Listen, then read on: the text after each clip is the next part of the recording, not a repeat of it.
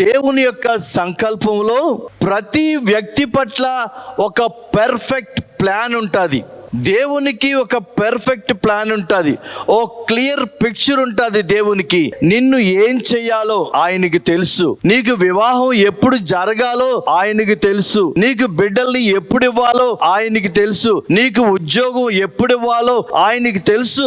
ఇది నువ్వు నేను గుర్తించాలి. కొన్నిసార్లు ఆయన చిత్తం మన జీవితంలో నెరవేర్చబడకుండా ఉండడానికి మనమే ఆటంకం అయిపోతాం. అంటే దేవుని చిత్తం కోసం మనం వెయిట్ చేయం. ఏమి జరగాలనుకుంటున్నామో దానికోసమే తాపత్రయపడుతూ ఉంటాం, కానీ దేవుడిచ్చే దానికోసం మనం కనిపెట్టాం. అయితే ఈరోజు నువ్వు నేను తెలుసుకోవాలి, మనల్ని మనం నియంత్రించుకోవాలి, మనల్ని మనం కంట్రోల్ చేసుకోవాలి. అంటే మనల్ని మనం దేవునికి అప్పగించుకోవాలి. ఎప్పుడైతే మన జీవితాలను ఆయన చేతుల్లో మనం పెడతామో ఆయన మన జీవితాలకి ఒక రూపాన్ని ఇస్తాడు.